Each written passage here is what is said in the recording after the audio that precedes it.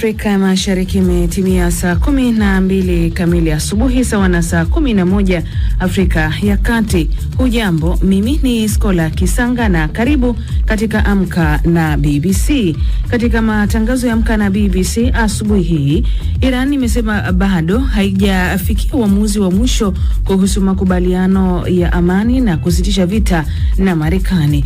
Kituo cha kudhibiti na kuzuia magonjwa Afrika CDC kimeonya kwamba ukosefu wa usalama unavuruga juhudi za kupambana na mlipuko wa virusi vya Ebola mashariki mwa Jamhuri ya Kidemokrasia ya Kongo. Na tunaiangazia mechi ya ufunguzi ya kombe la dunia, lakini na nafasi ya timu kutoka bara la Afrika ikoje katika michuano hii, na ni taifa gani lina nafasi ya kutoa ubingwa mwaka huu? Ipo timu ya Afrika ambayo inaweza ikaja katushangaza, lakini ni lazima waongeze jitihada za kutosha, kwa sababu wanapambana na mataifa ambayo yamekuwa na ubora katika maeneo yote.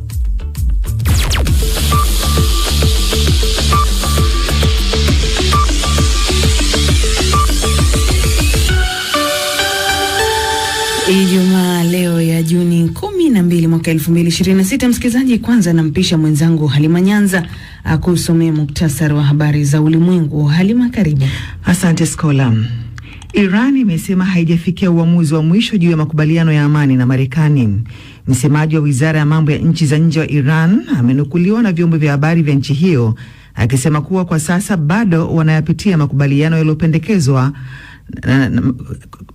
Kauli hiyo imekuja baada ya Rais Donald Trump kusisitiza kuwa makubaliano ya mzozo uliopo wa kufungua tena mlango wa bahari wa Hormuz karibu kukamilika. Awali akizungumza na waandishi wa habari katika ikulu ya Marekani, Rais Donald Trump ameelezea kufikiwa kwa makubaliano hayo kwa kiasi kikubwa na kwamba hati za makubaliano zitakamilika siku chache zijazo. Ndugu na jamaa za watu waliokufa katika ajali ya shirika la ndege la India iliyotokea mwaka jana leo wanaadhimisha kumbukumbu ya mwaka wa kwanza toka kutokea kwa janga hilo, huku akisubiri ripoti kamili juu ya chanzo cha ajali hiyo. Watu 260 walikufa baada ya ndege hiyo kugonga maeneo ya makazi muda mfupi tu baada ya kuanza kupaa kutoka katika mji wa Ahmedabad kuelekea London. Wachunguzi wanatarajiwa kutoa matokeo ya uchunguzi wao wa karibuni, lakini hata hivyo ripoti ya mwisho juu ya ajali hiyo itachelewa kutolewa mpaka baada ya maadhimisho hayo ya mwaka mmoja. Kikosi cha timu ya taifa ya soka Jamhuri ya Kidemokrasia ya Kongo hatimaye kimewasili nchini Marekani kwa ajili ya michuano ya kombe la dunia baada ya kuwa kwenye karantina ya siku 21 kutokana na nchi hiyo kukumbwa na mlipuko wa virusi vya Ebola. Kikosi hicho kimewasili jana mjini Houston kikitokea Ubelgiji ilipokuwa kijiandaa na michuano hiyo. Mchezo wao wa kwanza watacheza na Ureno siku ya Jumatano. Kocha kikosi hicho amesema ana matumaini wachezaji wake kufanya vizuri ili kupeleka furaha nyumbani. Timu nyingine ya Afrika Kusini ilicheza katika mchezo wa ufunguzi hapo jana na Mexico na kubugizwa mabao 2-0, kama anavyoelezea shabiki huyu.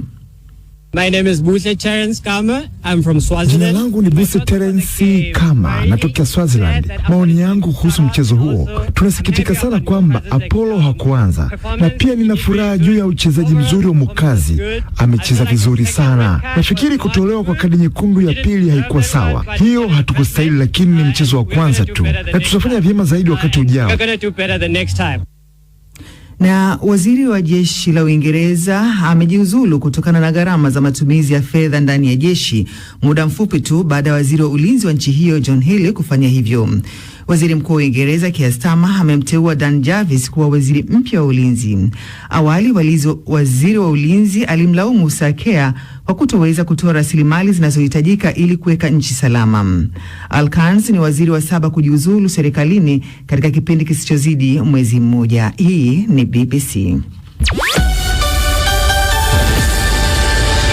Na muhtasari wa habari za dunia umesomwa kwako hapa katika studio zetu za Dar es Salaam na mwenzangu huyo Halima Nyanza.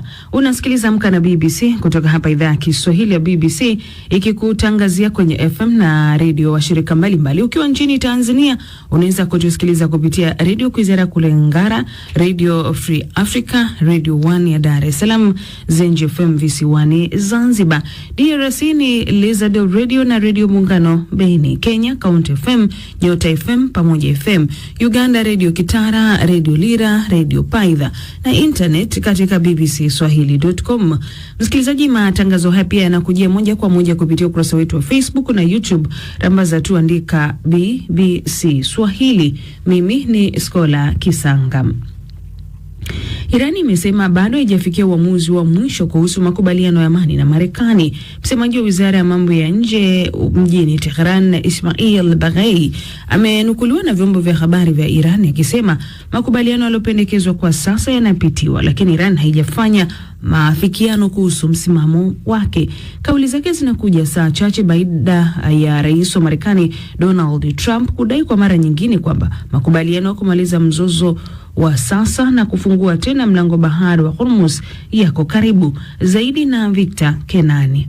Rais wa Marekani Donald Trump amedai kwamba makubaliano ya awali yenye lengo la kumaliza vita na Iran yako karibu baada ya kuchapisha ujumbe akisema alikuwa amefuta mashambulizi dhidi ya nchi hiyo. Aliwaambia waandishi wa habari katika ofisi ya Oval kwamba makubaliano na Iran yalikuwa yamefikiwa. Tumefikia makubaliano mazuri sana ya kumaliza vita na Iran, na sasa tunasubiri kukamilishwa kwa nyaraka. Tunapaswa kukamilisha hilo katika siku chache zijazo. Huenda tukawa na hafla ya kutia saini, labda Ulaya, na hili ni jambo kubwa sana. Msemaji wa Wizara ya Mambo ya Nje ya Iran, Ismail Baghei, aliambia televisheni ya taifa kwamba taarifa za kuwepo kwa makubaliano ilikuwa ya kubahatisha na kwamba hakuna jambo lililokamilishwa. Bila kujali matamshi, vitisho na madai ya upande mwingine, sisi tunazingatia masilahi ya taifa la Iran. Kuhusu maelewano ya jumla, wakati wote tunaporidhia kwamba yanahifadhi masilahi ya taifa la Iran, bila shaka tutatangaza hilo kwa uwazi. Kufikia wakati huu ninapozungumza nanyi, bado hatujafikia hitimisho la mwisho kuhusu swala hili. Trump amewahi kutoa madai kama hayo hapo awali kwamba nchi hizo mbili ziko karibu kufikia makubaliano ya kumaliza mzozo huo. Saa chache kabla ya tangazo hilo, Trump alikuwa ametangaza kwamba angeiandama Iran kwa nguvu kubwa sana. Baada ya kauli zake za hivi karibuni, bei ya mafuta ghafi ya Brent ilishuka hadi takriban $89 kwa pipa, ikiwa ni punguzo la 4.4% katika siku hiyo. Trump pia alisema kwamba mlango wa bahari wa Hormuz utafunguliwa mara tu makubaliano yatakapotiwa saini. Kiongozi huyo wa Marekani alisema amezungumza na viongozi wa eneo hilo wakiwemo washirika wa Ghuba pamoja na waziri mkuu wa Israel Benjamin Netanyahu, akiongeza Mashariki ya Kati yote ina furaha sana. Ofisi ya waziri mkuu wa Israel ilithibitisha kuwa mazungumzo yalifanyika na kusema kwamba Israel ni sehemu ya hati ya maelewano. Msemaji wa Wizara ya Mambo ya Nje ya Iran, Baghei, alisema sehemu kubwa ya maandishi ya hati ya maelewano tayari ilikuwa imekamilishwa, lakini Marekani ilikuwa imetoa madai ya kupita kiasi na kuongeza matakwa mapya. Licha ya kukubaliana kusitisha mapigano mwezi Aprili, Marekani na Iran zimeendelea kushambuliana mara kwa mara, ikiwemo duru mbili za mashambulizi ya kulipizana kisasi wiki hii. Wakati huo huo, Trump ameendelea mara kwa mara kueleza matumaini ya kufikiwa kwa makubaliano na Iran. Taarifa yake Victor Kenani. Kituo cha kudhibiti na kuzuia magonjwa Afrika CDC kimeonya kwamba ukosefu wa usalama umekuwa ukivuruga juhudi za kupambana na mlipuko wa virusi vya Ebola aina ya Bundibugyo mashariki mwa Jamhuri ya Kidemokrasia ya Kongo. Akitoa taarifa ya wiki, mkurugenzi mkuu wa kituo hicho Daktari Jean Kasea amesema timu za afya katika eneo la Beni lakini pia jimbo la Kivu Kaskazini ilishambuliwa siku ya Jumatano ambapo waasi waliwaua raia, hali ambayo pia imesababisha safari za ndege za Umoja wa Mataifa zilizopangwa kwenda Butembo kufutwa. Taarifa zaidi na Halima Nyanza. Mkurugenzi mkuu wa kituo cha kudhibiti na kuzuia magonjwa Afrika CDC, Dr. Jean Kaseya amesema itakuwa ngumu kukabiliana na ugonjwa huo wakati wanakabiliwa na ukosefu wa usalama. Ametoa wito kwa mamlaka nchini humo kuhakikisha usalama unakuwepo kwa wafanyakazi wa afya na kutaka usitishaji wa mapigano. BBC imezungumza na Julius Kasongo, mwandishi wa habari na mkazi wa Beni, ambaye amesema wapiganaji wa ADF wameshambulia eneo la Boikene kusini mashariki mwa mji wa Beni na kuua raia 3. Aidha amesema kulikuwa na maandamano katika eneo la Ruwenzori kuelekea katika eneo la kibiashara wilayani, lakini hata hivyo hali ilitulia baadaye. Mlipuko wa virusi vya Ebola uliotangazwa Mei 15 kwa sasa umesambaa, ambapo maafisa wanasema watu 635 wamethibitishwa kuambukizwa na 127 kufariki dunia. Wagonjwa 260 wametengwa na wengine 30 kuruhusiwa baada ya kupona. Aidha, kituo cha Africa CDC kimesema kwamba takwimu zinaonyesha kuwa virusi vya ugonjwa huo vinaathiri zaidi vijana kuanzia umri wa miaka 15 hadi 44, ambapo wengi ni wale ambao shughuli zao zinawafanya kwenda maeneo tofauti na pia kufanya kazi katika maeneo yenye madini. Waathiriwa wengine wakubwa ni watoto chini ya miaka 4. Katika hatua nyingine, Africa CDC imesema hatari ya ugonjwa huo bado sio kubwa sana kiasi cha kupendekeza kusitishwa kwa mikusanyiko ya umma kwenye maeneo yenye maambukizi. Hata hivyo, kimeonya kuwa bila ufuatiliaji mzuri, uwezo wa maabara na ushiriki wa jamii, ugonjwa huo unaweza kuendelea kusambaa. Ni taarifa yake Halima Nyanza. Kutoka kijiji cha mbali nchini Tanzania hadi kumbi za kitaaluma za chuo kikuu cha Oxford nchini Uingereza. Hii ni safari ya matumaini na ukombozi kwa mwanaharakati Rhoda Samuel. Yeye ni mwanzilishi wa shirika la